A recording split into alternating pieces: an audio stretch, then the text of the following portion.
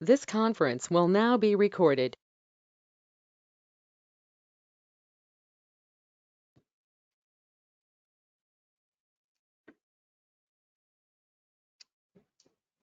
Okay, good morning, everybody. Uh, is there anyone? Please, can you respond? Is my voice audible? Yes, sir. Okay, thank you. So, this class, I have discussed it before. Just we will have a recap today for about 40 minutes. We'll see very important topic. We have discussed about intra skull fractures. First one is skull fractures. We have discussed about types of skull fractures. We have seen what is a linear fracture. We have seen what is a comminuted fracture. What is a depressor fracture? What is a pond fracture? What is a ring fracture? So all these what is sutural fracture? So all these fractures, intracranial fractures, we have seen what are the modes, how they are produced, and then why we call it the name given, and then what is the weapon causing these fractures, and then for each one, what is the medical legal importance. So intracranial fracture can be asked as a 4 marks question. And then another important topic in regional injuries is intracranial hemorrhages. So intracranial hemorrhages also is very, very important, not only in second year, it is also you will also read about in final year also. When you come to medicine, surgery, gynec, orthopediatric, you will read these intracranial hemorrhages. The same will be repeated, and it is very important because most of the time in casualty, in emergency wards, this is what a duty doctor has to look whether the intracranial hemorrhage is there, whether in any commotion or any RTAs or any whatever it is. So we'll have a brief review about the intracranial hemorrhages today. So first, intracranial hemorrhages. We know the difference between a hemorrhage and hematoma. A hemorrhage is a smaller one. A hemorrhage is a bleeding is small and thin layered. It is called a hemorrhage. And if the hemorrhage is a little bit more heavy, mostly if it is an arterial bleed, there will be a large amount of blood collection, and then it will occupy some space. So we call it as hematoma. So hemorrhage is if the bleeding is a small and thin layer, it is called a hemorrhage. And if it is a large space occupying hemorrhage, then we call it as hematoma. Hematoma is a more solidified hemorrhage. So hemorrhage is more in a liquid state where the bleeding is continuing, whereas hematoma is already there has been a form of clotted blood is present. So we will see what are the according to the membranes, what are there are 3 types of or sometimes 4 types of intracranial hemorrhages. One is extradural hemorrhage. Number 2, subdural hemorrhage.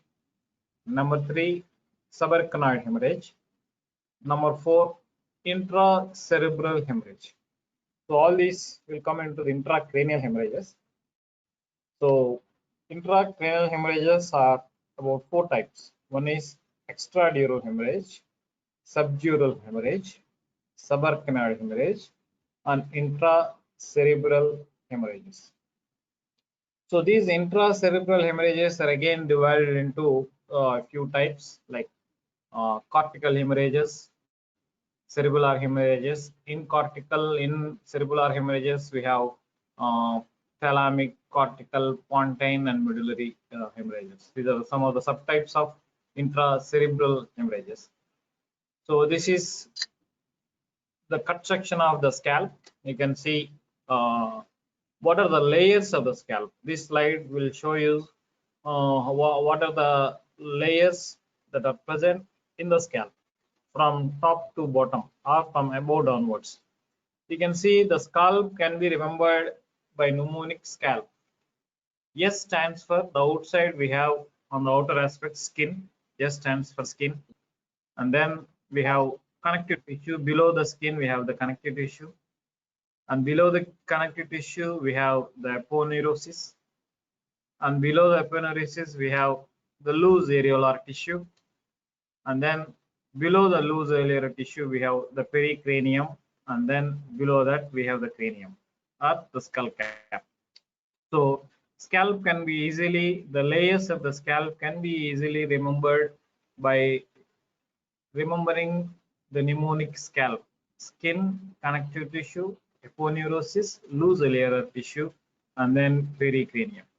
So these loose areolar tissue is very, very important layer. Because of this layer only, the amount of bleed in the scalp is very much high. That's why whenever there is a head injury, because of this loose areolar tissue, the blood collected in the scalp is very much high.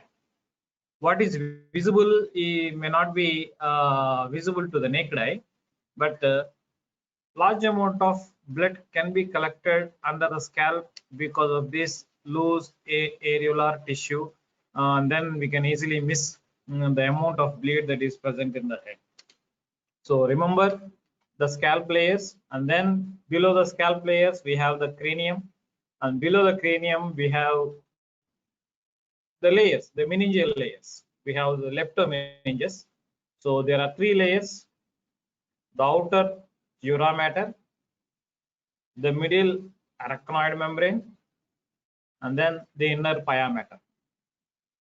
Three meningeal layers covering the brain: the outer dura mater, the middle arachnoid membrane, and then the inner pia mater.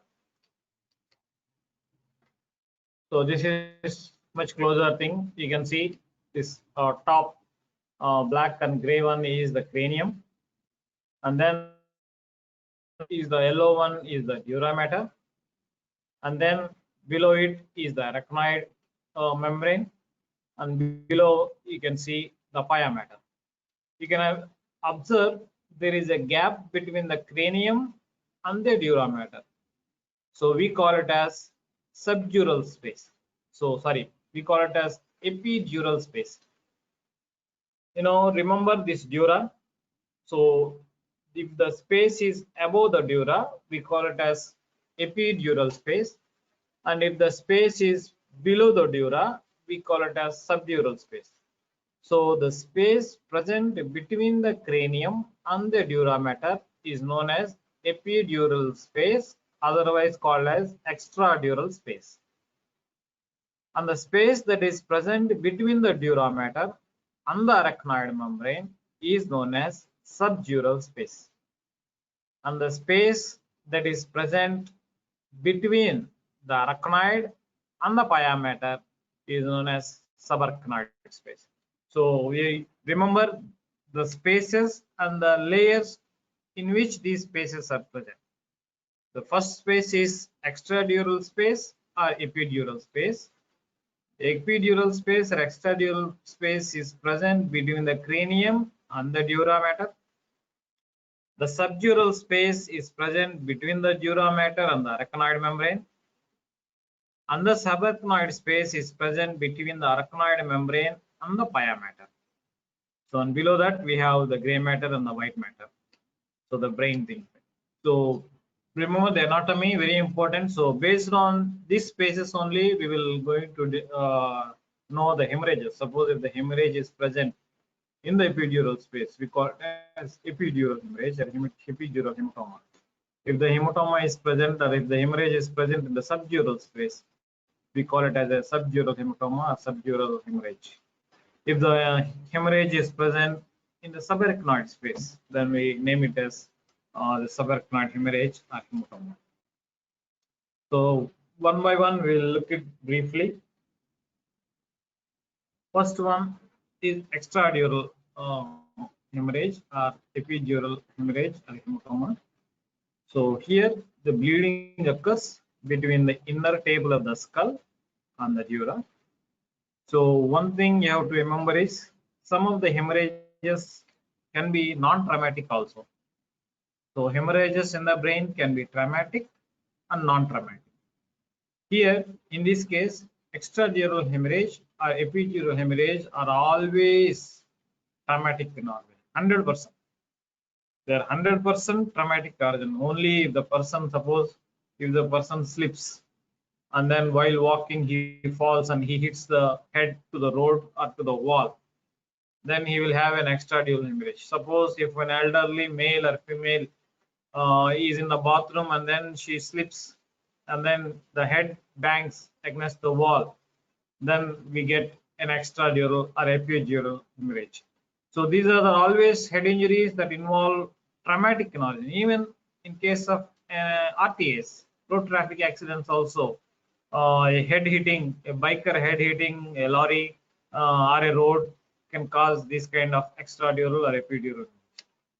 So in any hemorrhages, what you have to know is, first you need to know in which space the hemorrhage is there. First, you have to know the anatomy of the layers of the brain. So outer dura, pia, and then the middle arachnoid, and then what are the spaces that are present, and what are the hemorrhages that occur in the thing, and what is the origin or what is the from which artery or vein the bleeding is from. Very, very important. So whatever space it is, suppose if it is an extradural hemorrhage or subdural hemorrhage or subarachnoid hemorrhage, you need to know the cause of the bleeding. So from which artery or which vein or which vessel the bleeding is occurring from. So you need to know the vessel of the bleed, you need to know the space, you need to know whether it is traumatic or non-traumatic in origin, and then you need to know whether it is having any dangerous consequences based on the artery or based on the venous bleed or arterial bleed. So and then we have to know finally the medical legal importance. These are the issues a doctor should know when he is dealing with a patient in a casualty. So extradural hemorrhage, we have known that it is a bleed that occurs between the skull and the dura. It is 100% traumatic in origin.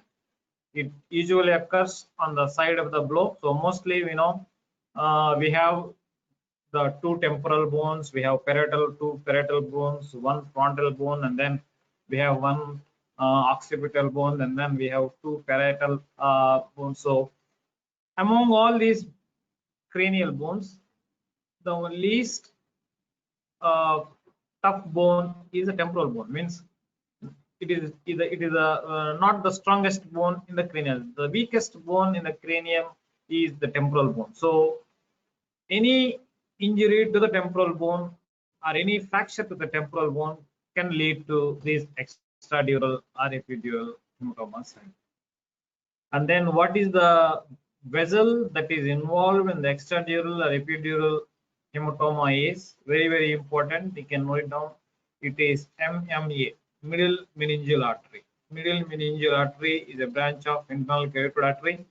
So middle meningeal artery, it is a branch of internal carotid artery, and then it will runs along the temporal bones. So it is runs along the inside of the temporal bones, and then if any injury is occurring or any fracture is occurring or any inward denting or depression is occurring at the temporal region, it will easily lacerate this middle meningeal artery, and then it will cause a heavy bleed. Because between the bleeds between arterial and venous bleed is so arterial bleed will bleed heavily because it is an artery. We have a pulsatile vessels, so it will continuously bleed, whereas venous bleed is a slow bleed. It is a slow bleed, and then not much amount of bleed can occur in case of venous bleed, whereas in case of arterial bleed, a heavy amount of blood loss can be there, and then it is difficult to stop an arterial bleed in comparison to the venous bleed.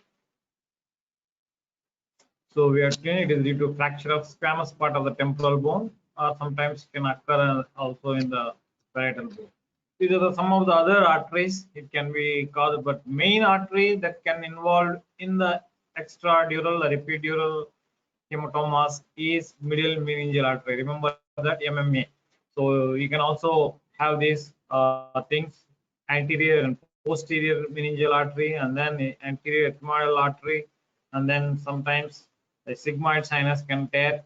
So even a venous bleed can also occur, but the main 99.9% of the time extradural hemorrhage is due to the rupture of the middle meningeal artery.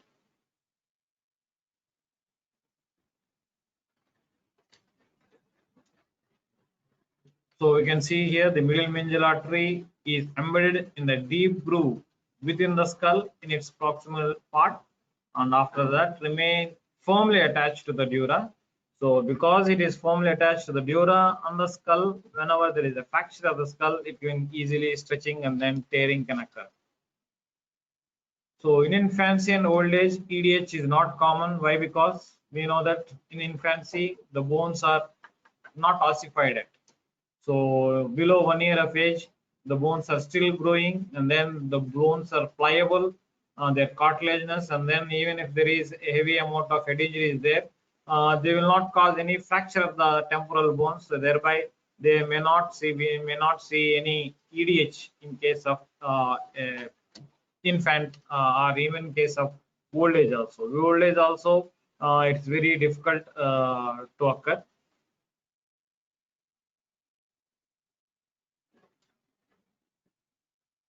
So this is a picture you can see seeing.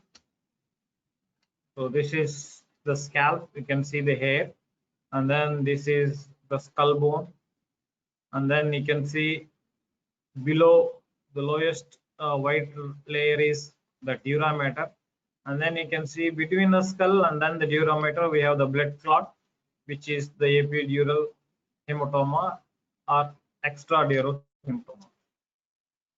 So that is the skull, that is the dura, and then this is extradural. So between the skull and the dura, it is extradural. So you can see this is extradural. So this is the middle meningeal artery branches. We have anterior branches and the posterior branches.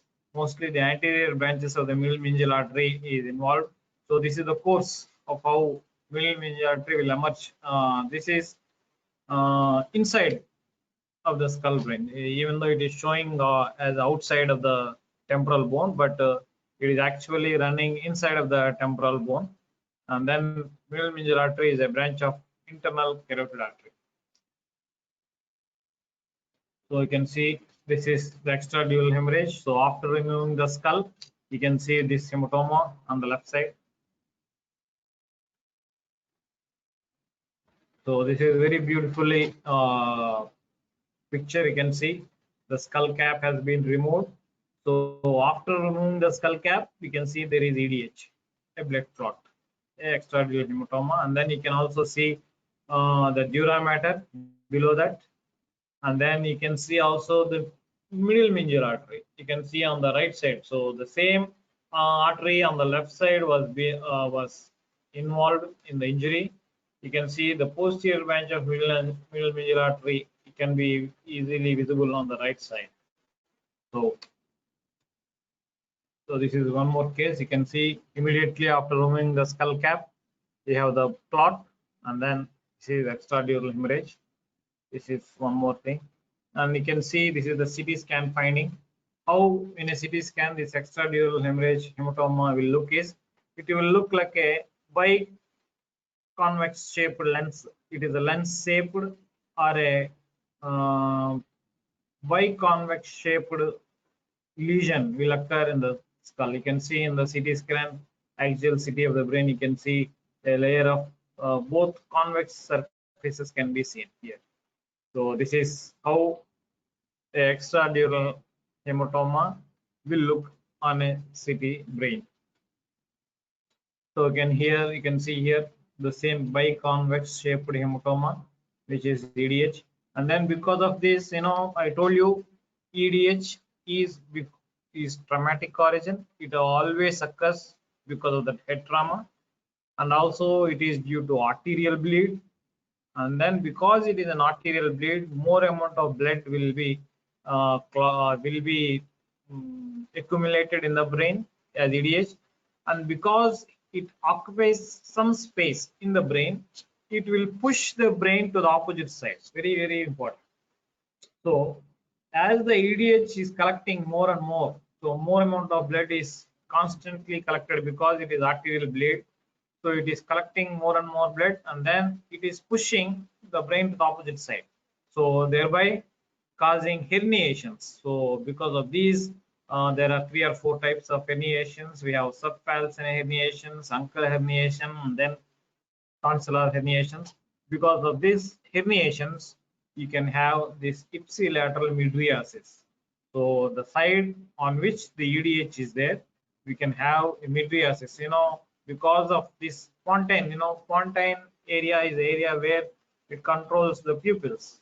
So pupil area is controlled by pontine. So whenever this uncal herniation is there, the pontine area is involved. So it will cause mydriasis of the ipsilateral side. This is one sign we can know clinically on a bedside examination. Suppose if there is an injury and then you look at both eyes. Suppose if there is a mydriasis on the right side, we can assess that the EDH is on the right side. If the mydriasis is on the left side, then you can know that EDH is on the left side. So it is semicircular in shape. It is maybe about 10 to 12 means diameter and thickness and everything may change based on each individual and the amount of damage and amount of injury to the vessel. So these are the average values of about 30 to 300 grams of blood clot can be there average in EDH, and then the clot will press the brain inwards, and then it will produce a localized concavity and flattening of the external surface of the brain. So very important is another entity is lucid interval. What is a lucid interval? Very important. So this, you remember this. This is, suppose this is the timeline or the journey of the injury of the person. Suppose there are 3 points, A, B, C are 3 points on a journey line of the person.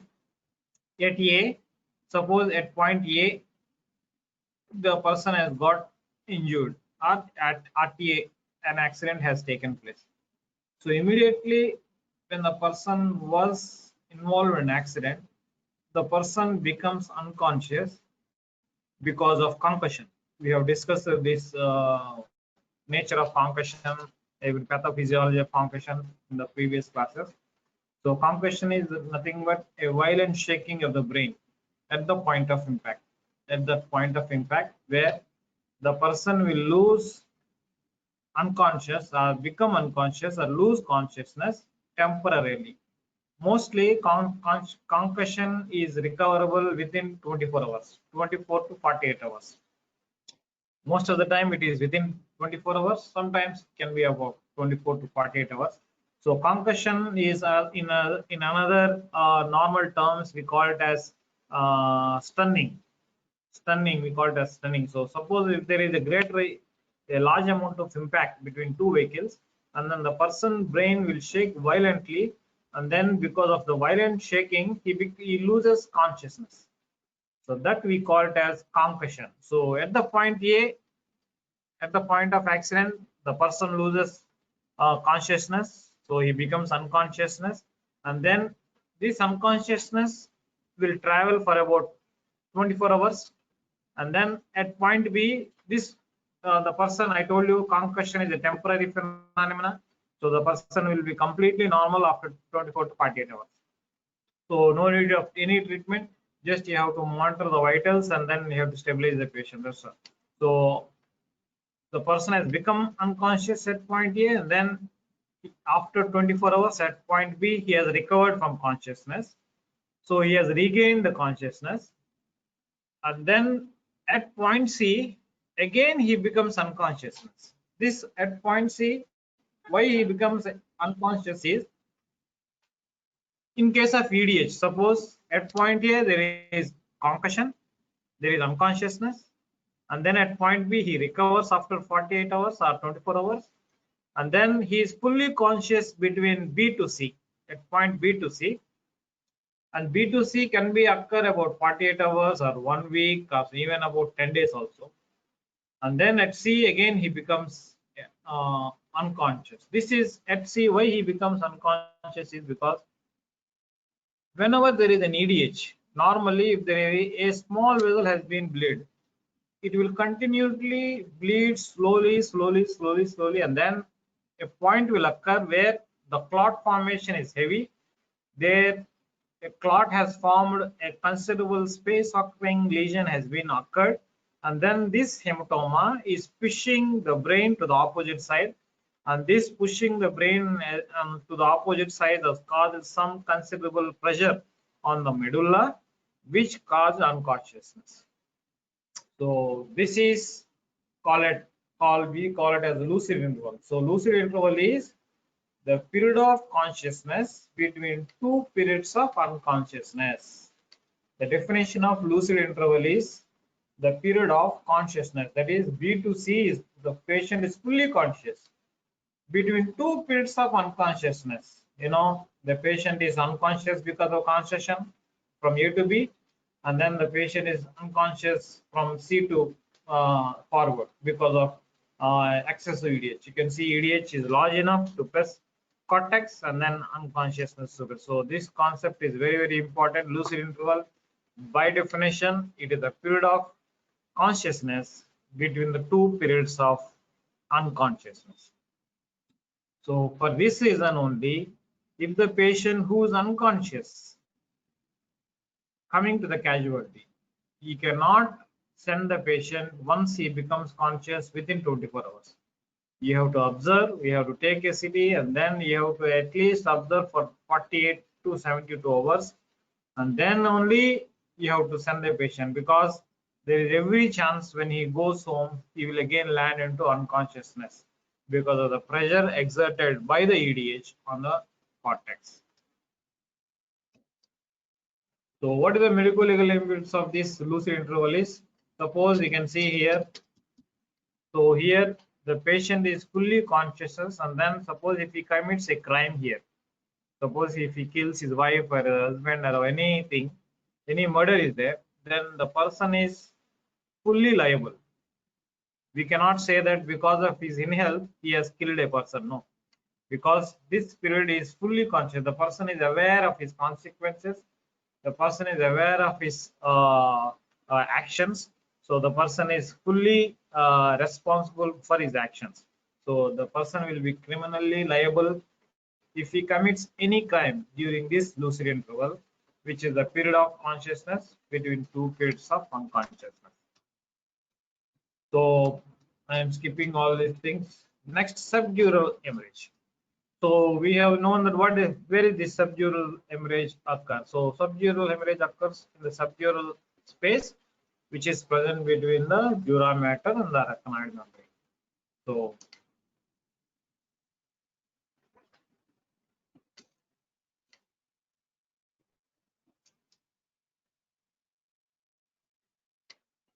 this is also 99.9% or 100% traumatic origin. So we have two traumatic origins, hemorrhages. One is EDH, and then another is SDH, subdural hemorrhage.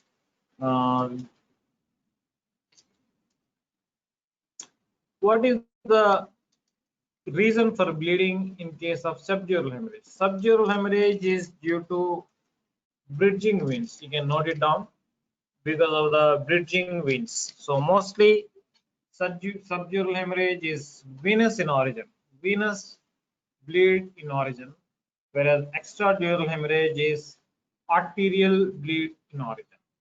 So subdural hemorrhage, the reason for subdural hematoma hemorrhage is due to rupture of bridging veins. We will see what are these bridging veins.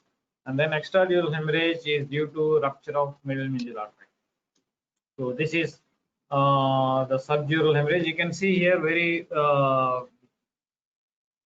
good picture is there. You can see here this is the skull and the brain which has been severed into half, and then you can see the skull and you can see the dura mater, and then you can see between the dura mater and the arachnoid membrane we have the hematoma, which is the subdural hematoma, and you can also see the brain is pushed to the opposite side.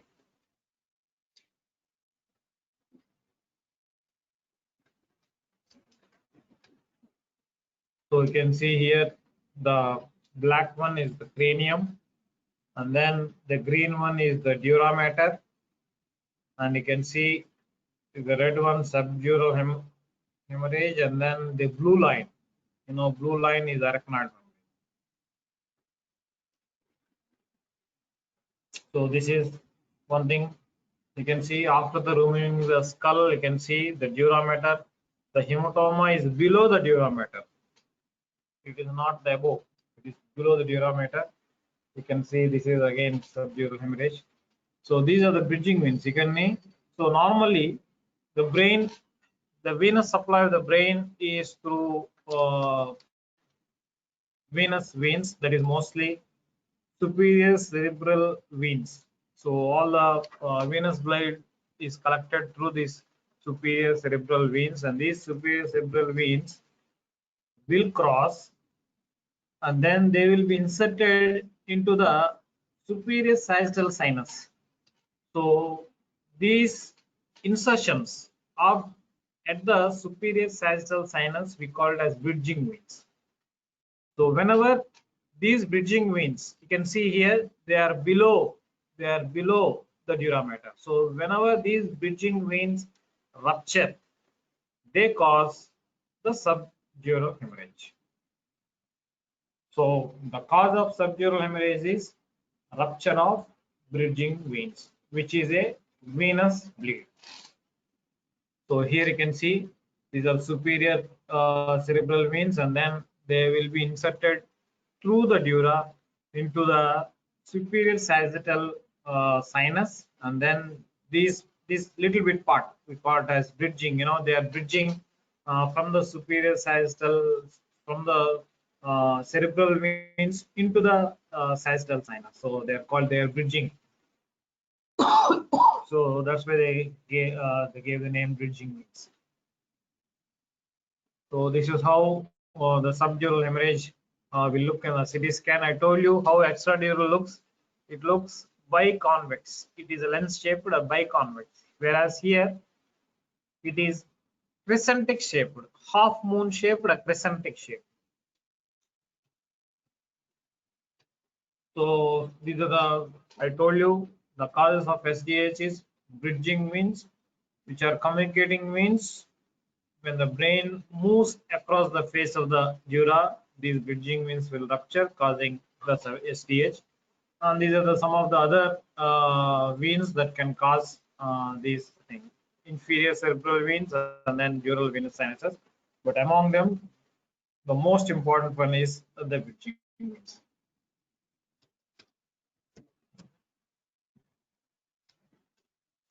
So we have three types of this subdural hemorrhage based on the time of onset. There is acute, subacute, and chronic. So if it is acute, it appears this SDH is appearing about 2 to 4 hours, within 2 to 4 hours. And then if it is subacute, it is about within 2 to 3 weeks. And if it is chronic, it is about 3 to 6 weeks injury. So based on the timings, they have divided into acute, subacute, and then chronic. So here we don't have any lucid interval in SDH. Remember that there is no lucid interval in SDH. So SDH lucid interval is mainly a phenomenon of EDH. And finally, we will see. I'm skipping all these things. Subarachnoid hemorrhage. Subarachnoid hemorrhage occurs, I told you, it is between the arachnoid space. Arachnoid space is present between the arachnoid membrane and the pia mater. It is known as subarachnoid space, and the bleeding occurs in the subarachnoid space. We call it as subarachnoid hemorrhage. And then this subarachnoid hemorrhage is filled with CSF, and then CSF is produced by the parietal plexus. And because of this, if you do a LP, lumbar puncture, you can see bleed in the CSF. So subarachnoid hemorrhage is mixing of blood in the CSF is the most common form of intracranial hemorrhage. So among the all EDH, SDH, and SAH, the most important or most common is SAH, subarachnoid hemorrhage.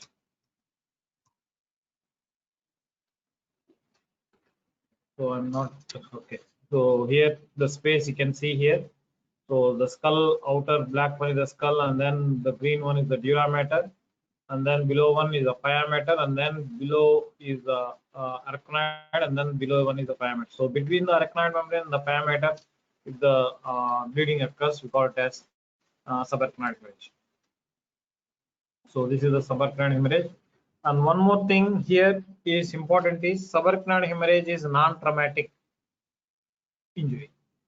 So any hypertensive patients, if any hypertensive patient, most common cause of subarachnoid hemorrhage is rupture of Berry aneurysms. So Berry aneurysms mostly occur at the base of the brain, and mostly we know the circle of Willis. So I will tell you what is the circle of Willis. So we have the aneurysms. Aneurysms means weakening of the vessel walls. Because of the weakening of the vessel walls, the vessel will rupture, mostly because of the hypertension. So because of the hypertension, increased pressure on the vessel wall, the vessel will rupture, and then it will cause this subarachnoid hemorrhages. So this is one more subarachnoid hemorrhage. So what are the causes of subarachnoid hemorrhage? You can see it is mostly non-traumatic. It can be also traumatic, but it is mostly non-traumatic. And then it is caused due to rupture of aneurysms of the circle of Willis. So this is the circle of Willis. You can see here, very important. So we have two vertebral arteries. Two vertebral arteries along with the posterior inferior cerebral artery will join together to form the basilar artery at the base.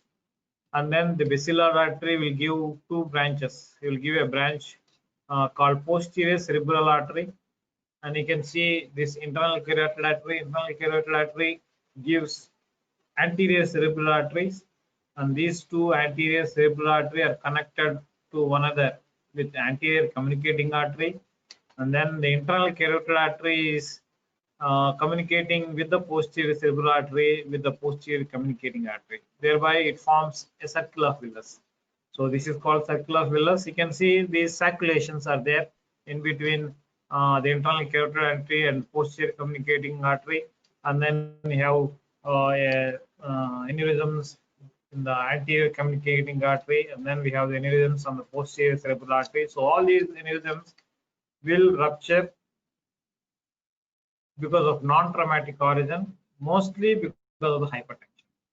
So this is one of the non-traumatic causes of death in individuals who have uncontrolled hypertension. So this is subarachnoid hemorrhage. Sometimes it can also be associated with traumatic origin, but it is very rare. Only when there is a jaws to the jawbone or the neck region, it can cause SAH, and also in case of traumatic asphyxia.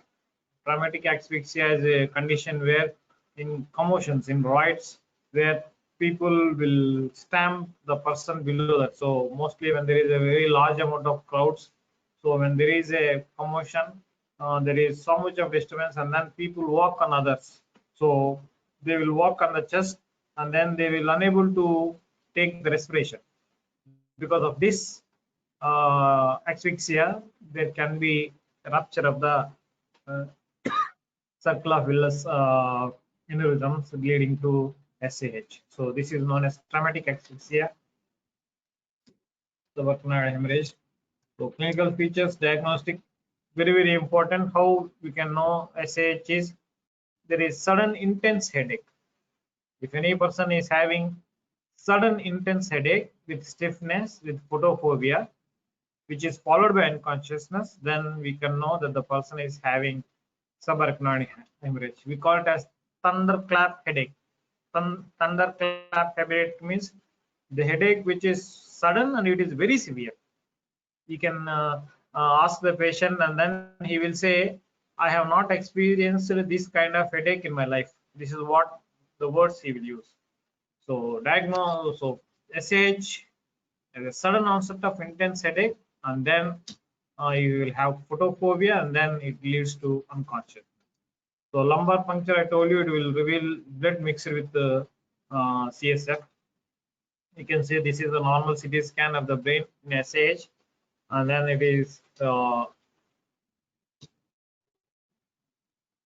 SH. The thing you can see all this white one on the right side of the picture is what SAH is there on the front and frontotemporal picture. So intracranial hemorrhages, we will see in other class where there is cerebral hemorrhages, cerebellar hemorrhages, and then we have lenticular striate artery in elderly patients. All these things we can see afterwards. So this is just a review. Maybe in the next class we will start another chapter. Mostly we may start firearm injuries. So hope you are reading well. You are utilizing this time. If you have any doubts, you can ask me. You can type in chat box or you can directly ask me. If you don't have any doubts, we will close. We will give you a minute. If you have any queries, you can just type it and we'll answer. If you don't have any thing, then we'll have a minute and then we'll close.